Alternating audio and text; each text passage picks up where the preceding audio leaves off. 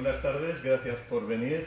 Algunos de vosotros lleváis en la cara la necesidad imperiosa de asistir a esta sesión. Y bueno, desde que se hace botellón en Mensa esto todavía es más importante. De alguna forma la resaca no deja de ser como pillarse los dedos cuando uno recoge las fichas de ajedrez y cierra la cara. Pagar las consecuencias de lo bien que uno lo había pasado antes. Bueno, en el fondo resulta un poco violento presentarse como experto en resacas. No me jode en absoluto mi reputación y por otra parte no puedo publicar sobre los resultados de mi investigación personal porque me temo que no es precisamente nueva. Pero bueno, ¿qué es una resaca? La resaca es un poco como el resfriado, la reacción del cuerpo frente a una agresión externa. De la misma forma que nuestro sistema inmunológico reacciona frente a un virus y nos hace sentir terriblemente incómodos cuando el pobre virus en realidad no ha hecho otra cosa que meterse ahí, pues el pobre alcohol no hace otra cosa que ser ingerido. Lo que es que, como veremos, el alcohol no es el único culpable. Desde luego es el primero, y esto es por varios motivos. El alcohol es un veneno para el sistema nervioso central. Pero además en las bebidas, como no bebemos alcohol puro, al menos no la mayor parte de nosotros, en las bebidas hay otros compuestos que también producen resaca y también hablaremos de estos. Para empezar, el alcohol es deprimente, o sea, es un agente depresivo. También es cierto que tiene cierto efecto anestésico del que volveremos a hablar. Y es deshidratante. Esto significa que para deshacernos de una molécula de alcohol necesitamos 8 moléculas de agua. En primera aproximación y por el cálculo que he hecho, algo así como 3,13 gramos de agua por cada gramo de alcohol. Y esto es solo para deshacernos del alcohol. Faltan luego los otros compuestos que también generan resaca y de los que hablamos enseguida. ¿Cómo responde el cerebro a esto? Para empezar, hacernos notar que tenemos sed. Eso de despertarse con la lengua como si alguien se hubiese paseado sobre ella con los pies embarrados. Y aquella sensación, aquel dolor de cabeza en que uno va pensando nunca más, nunca más. Y que no puedo evitar pensarlo. Creo que cualquier ruido duele terriblemente. Porque además están los vasos sanguíneos del cerebro que se dilatan y cada latido en el corazón es como un martillazo en lo más profundo del cráneo. O sea, no os tengo que contar lo desagradable que es, pero esto solo es el principio de la historia. Los que son realmente malos son otros productos que llamamos congéneres del alcohol que se forman durante la fermentación o a veces durante el envejecimiento de algunos alcoholes, de algunos destilados que se destilan, que envejecen en barrica, por ejemplo. Estos congéneres pueden ser, pues como solo en el caso del vino estamos hablando de más de 600 componentes distintos. No quiero decir que estén todos ellos, sino que hay 600 moléculas distintas, además del alcohol y el agua, que pueden formar parte de un vino. En principio, cualquier cosa que contenga taninos, y cuanto más jóvenes sean estos taninos, más peligroso será. Cualquier cosa que contenga taninos nos va a dar resaca. Estamos hablando de moléculas largas y que, por lo tanto, hay que romperlas carbono a carbono y cada uno de estos consume una molécula de agua. De manera que si estamos tomando una bebida que contiene muchos taninos, por ejemplo vino tinto, necesitaremos mucha más agua para deshacernos de ella. En definitiva, que vienen, tengo aquí la lista de unos cuantos: metanol, que no debería estar pero siempre hay un poco, de un poquito aún nos podemos librar, formaldehído también es muy desagradable. Los productos estos, el famoso antabus que se da a los alcohólicos para que resulte completamente disuasorio y no tomen nada de alcohol, lo que hace es bloquear bloquear la enzima que transforma el formaldehído en otra molécula de la que sí nos podemos deshacer. O sea, primero se transforma el alcohol en formaldehído, luego el formaldehído se vuelve a degradar. Si esa enzima está bloqueada, en cuanto aumenta un poco el nivel de formaldehído es espantoso. la sensación es realmente que uno se va a morir y por eso se utiliza el bloqueo de esta enzima como disuasorio para los alcohólicos. O sea, tenemos formaldehído ahí también. El formaldehído se degrada en acetona y luego los taninos, que ya os he dicho, están ahí en grandes cantidades, al menos en vino tinto, pero hay muchos más. Por ejemplo, el acetato de etilo, que en principio tiene un aroma que nos gusta, que está, por ejemplo, en los vinos de Jerez, en los brandis de calidad, y que para entendernos deprisa huele a pegamento y medio. Ese también está ahí y también es muy resaquero, digamos. Entonces, ¿qué hacen todos estos congéneres? También irritan los vasos sanguíneos, perdón. ¿Y por qué no nos damos cuenta inmediatamente? ¿Por qué no los encontramos agresivos? Precisamente por el efecto ligeramente anestésico y relajante que tiene el alcohol en aquel momento. Si todas estas bebidas las tomásemos sin alcohol, estos congéneres nos producirían dolor de cabeza inmediatamente. Pero los ahorramos al día siguiente tener un poco de trabajo en el hígado, que es el que al final tiene que hacer todo esto, toda esta función. Hay muchos más que no he citado en cualquier caso. Pero cuando nos deshacemos del alcohol, vienen los congéneres con toda su fuerza. El cuerpo se acostumbra al tipo de congéneres que toma con frecuencia. Alguien que sea bebedor habitual de cerveza, por ejemplo, desarrollará los enzimas que necesita para deshacerse de los congéneres propios de la cerveza. El que tome normalmente vino, lo mismo. ¿Por qué son tan malas las mezclas? Porque estamos hablando de moléculas orgánicas que nos pueden dar grandes cantidades de moléculas más complejas y nuestro cuerpo no está entrenado para deshacerse de ellas. Por lo tanto, no es que las mezclas hagan que uno se ponga más borracho, ese es el alcohol.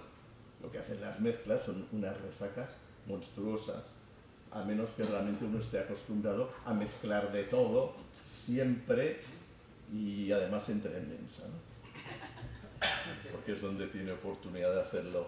No diría a coste razonable, porque la verdad es que últimamente está subiendo mucho el precio de productos básicos como el alcohol.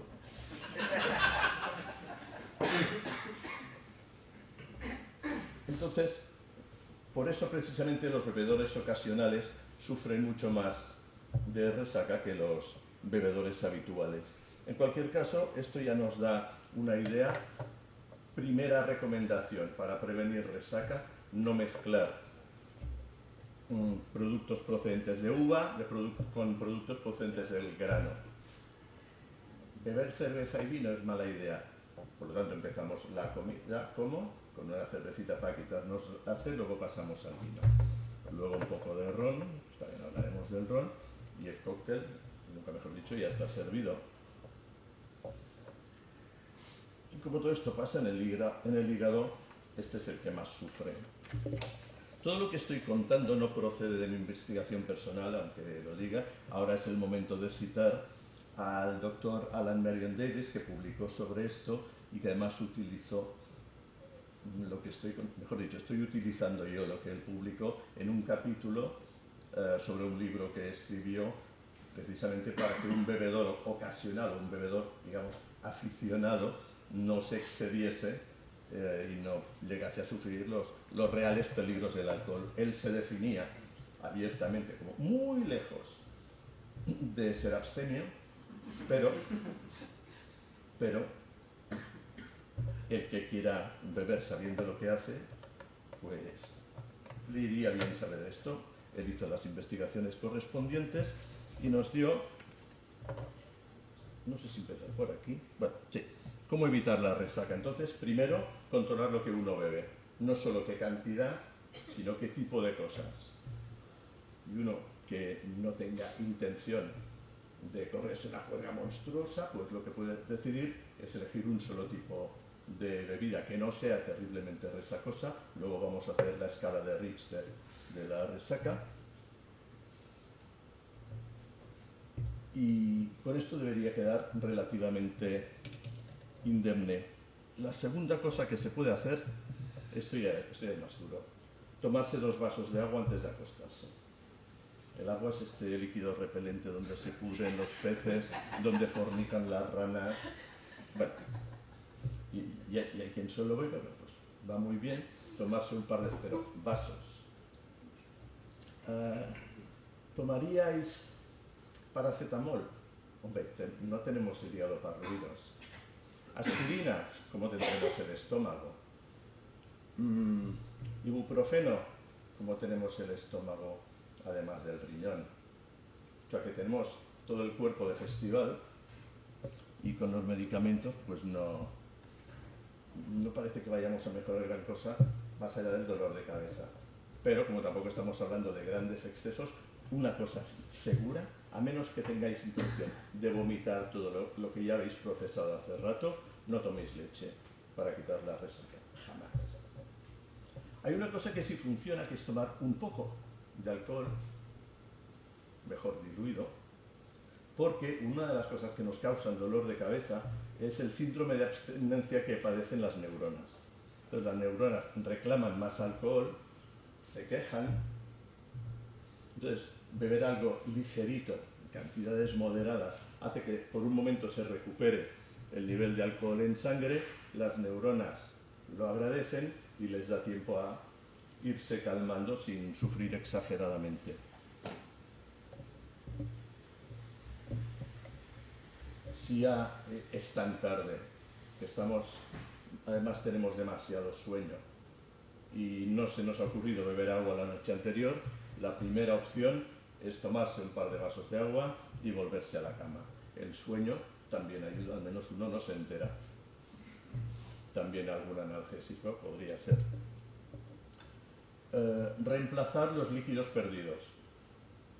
Por ejemplo, con zumo de fruta, con agua mineral, el agua de bichi va muy bien para esto. Los grandes bebedores siempre tienen agua de bichi fresquita, algún agua con gas. Pero el agua de bichi además tiene sales, que no sé qué. El té también funcionaría. Perdón.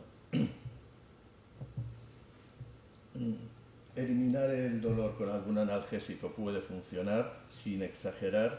Si tomáis paracetamol, por ejemplo, no más de 1 o 2 cada 4 horas. Alka-Seltzer funciona muy bien. Básicamente, aspirina, bicarbonato y agua con gas. El problema es que mete mucho ruido cuando le echáis en el agua. Realmente irritante. Pero a mí la verdad es que me funciona bastante bien. Luego, acelerar los procesos químicos. Vitamina C, fructosa.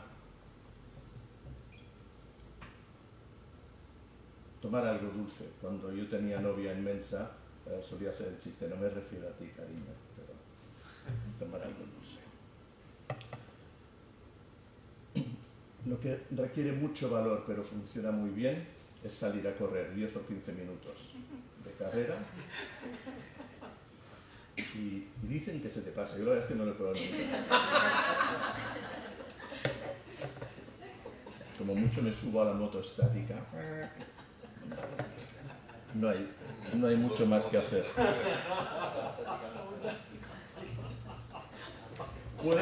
Puedes tratar de engañar al alcohol tomando cafeína. Ahí voy a citar a nuestra amiga Dagmar Sidnell, que dice, si le das café a un borracho, tendrás un borracho nervioso.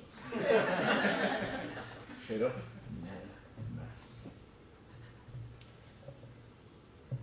A pesar de todo lo que hagamos, esto no significa que se nos ha quitado el dolor de cabeza, no significa que en una prueba de alcoholemia ya demos resultados aceptables. O sea, podemos volver a encontrarnos razonablemente bien y pensar que nos vamos a librar de la multa y que nos caiga un puro de mucho cuidado. O sea, el nivel de alcohol en sangre no está directamente relacionado con el dolor de cabeza que tengamos a la mañana siguiente. Y conozco gente, en Inglaterra esto se lo toman muy en serio, un par de altos ejecutivos de una empresa automovilística que habían ido de viaje, algo tan sencillo como tomarse un par de pintas antes de ir al hotel a acostarse, al día siguiente a primera hora coger el coche para volver a su ciudad, les pararon un control de alcoholemia a las 7 de la mañana, dieron positivo, lo cual les sirvió no solo para perder unos cuantos puntos, bueno, en Inglaterra para ganar unos cuantos puntos en el permiso de conducir, que les pusiesen una multa y que perdiesen el trabajo. Porque la empresa esto se lo toma muy en serio. En Inglaterra es normal que tengan que hacer control de alcoholemia mientras estás en el trabajo, aunque no estés realizando una actividad peligrosa. Aquí ya sabéis que los controles de alcoholemia son muy rigurosos en la carretera, pero no en otros trabajos. A veces me pregunto si no funcionaría todo mucho mejor si hubiese controles rutinarios y aleatorios de alcoholemia en el Congreso de Diputados antes de votar una ley. ¿Por qué no? En fin. Finalmente, puedes hacer una combinación de todo lo anterior, mezclar algunos zumos con algunas cosas que te den más marcha y un poquito de alcohol, y de ahí viene la fama del famoso Bloody Mary, que es lo más recomendable, aunque personalmente me gustan más otras cosas. Pero ya que tengo esta cosa aquí, os voy a pintar la tabla de Richter de los alcoholes más peligrosos. Vamos a ver. Ahí, ¿dónde tengo el cursor?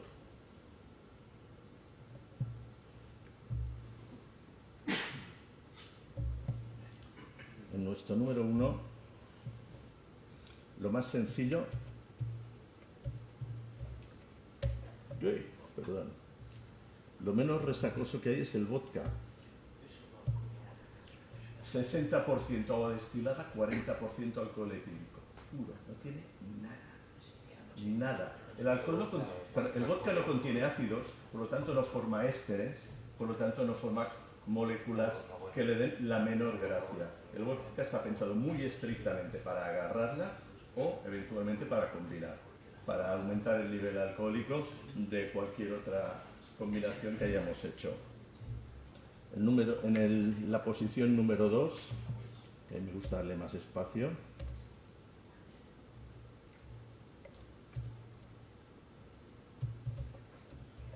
la ginebra y el champán.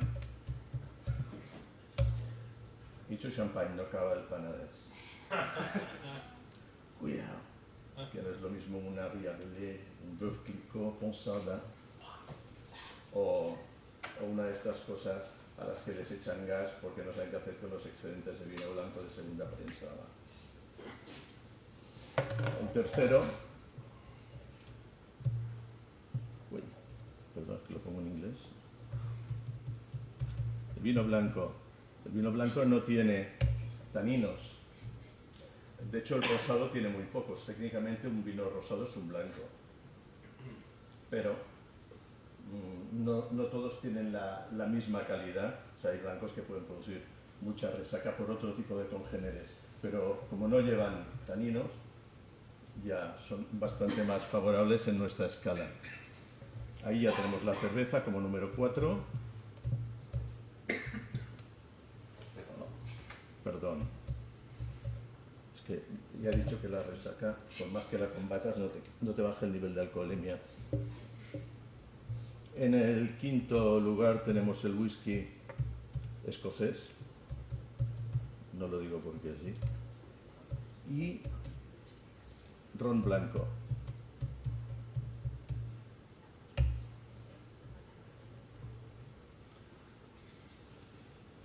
Yo me imagino que un ron blanco de Cuba tiene que ser bastante menos resaquero que uno de Martinica. Están destilados a temperatura distinta. El ron de Martinica seguro que arrastra muchos más congéneres, por eso es tan aromático, tanto más bueno, pero es algo parecido a la cachaza. O sea, la caipirinha también es bastante resacosa desde este punto de vista, por el tipo de alcohol, mejor dicho, por el tipo de congéneres que lleva el alcohol de caña, destilado a temperatura relativamente baja. El ron de Cuba está hecho en columnas más altas o más bajas, no sé, y destila el CO2, recoge el CO2 a temperatura más alta, por lo tanto le quedan menos compuestos técnicamente no aromáticos, pero de los que producen aroma y por lo tanto resaca. Luego aquí ya vienen los vinos de Jerez y nuestro viejo amigo el acetato de etilo. y el vermut, que este también es muy peligroso porque aunque parece que muy poca gente lo sabe, el ingrediente principal del vermut es la absenta. El vermut se hace con vino blanco, pero siempre tiene que tener ajenjo como parte de su composición. También se utilizan otras hierbas aromáticas, pero el ajenjo es indispensable. Luego ya vamos, aquí sí, de lo más tánico que tenemos a mano.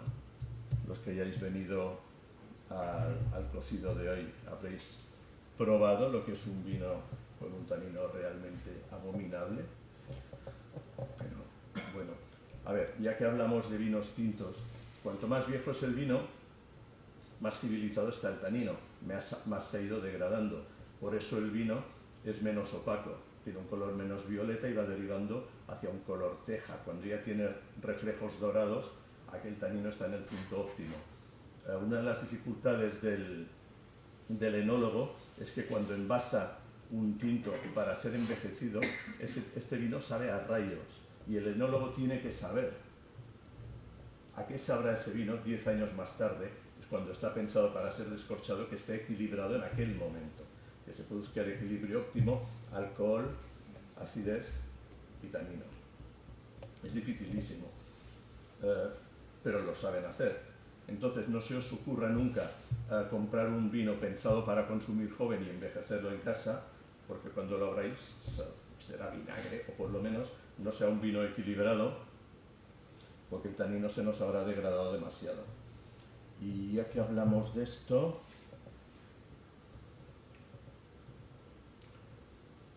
ya no recuerdo lo que iba a decir, ya me vendrá.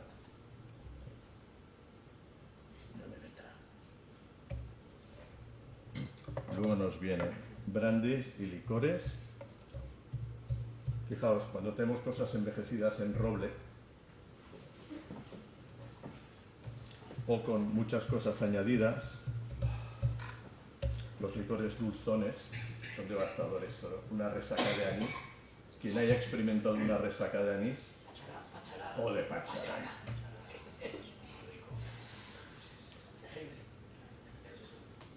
En cualquier caso, recuerdo lo que iba a decir. Un vino tinto está pensado para estar equilibrado en el momento que se consuma, por lo tanto hay que abrirlo cuando está en su edad óptima, pero también abrirlo por favor a temperatura óptima. Eso de que los tintos se toman a temperatura ambiente está muy bien en un castillo francés en el siglo XIV, pero nunca se debería ser, el mejor vino del mundo no se debería servir a más de 18 grados. O sea, servir a temperatura ambiente en Sevilla son ganas de estropear el vino y de agarrar una cogorza importante en una cantidad muy pequeña. Y finalmente, la estrella. ¿Me he saltado uno? Perdón, parece que me he saltado uno. No, es que en el número 7, perdón, mucho peor que el vino tinto. Faltan el ron negro, el ron de Jamaica y los vinos de Madeira, como Cristiano Ronaldo, que también es de Madeira. Y finalmente aquí, sí, aquí tenemos los vinos de Porto y el Bourbon. El Bourbon está envejecido muy largamente en barricas de madera que se tuestan deliberadamente para transmitirle aromas al whisky recién destilado. El Bourbon o sí, los whiskies americanos, pero también los escoceses, son absolutamente transparentes, son como alcohol puro, no en cuanto a sabor, pero sí en cuanto a aspecto. Y luego con 2-3 años de envejecimiento adquieren el color que estamos acostumbrados a verles. No se extrañe que algunos elaboradores de cosas de peor calidad corrijan el color con azúcar caramelo. También se hace. También hay quien destila durante media hora con virutas de roble y luego dicen que aquello tiene 5 años de barrica. Bueno, pues creo que he explicado más o menos lo que os puede ocurrir si en el botellón de esta noche no tenéis en cuenta las sabias recomendaciones del Dr. Davis. Si de paso ha servido para que no os durmáis del todo y os lo hayáis pasado un poco bien, pues al fin y al cabo Mensa va estrictamente de esto. Gracias por estar aquí y luego nos tomamos a ver.